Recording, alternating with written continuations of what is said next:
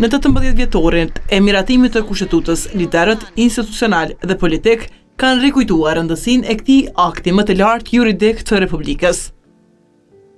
Ushtruesja e detyrës së presidentit, Albulina Haxhiu, tha se për kaq vite kushtetuta ka qenë themeli mbi të cilën mbështetet edhe funksionon shteti.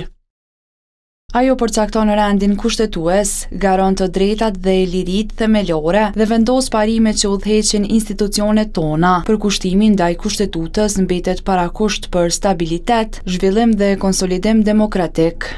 Ndërsa kryeministri Albin Kurti tha se kushtetuta garanton funksionimin demokratik të institucioneve për të mirën e qytetarëve.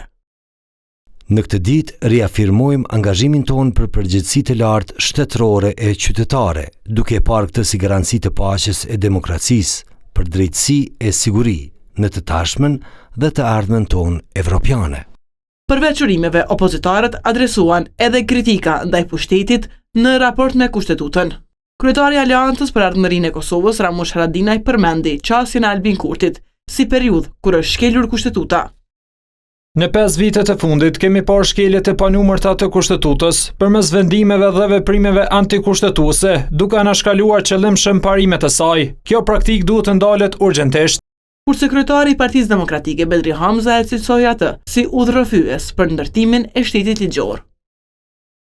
Kushtetuta mbetet udhërrëfyesi ynë për ndërtimin e një shteti ligjor të drejtë dhe të barabartë. Në këtë ditë të rëndësishme, riafirmojmë përkushtimin tonë për respektimin dhe mbrojtjen e këtij akti në çdo kohë dhe rrethan.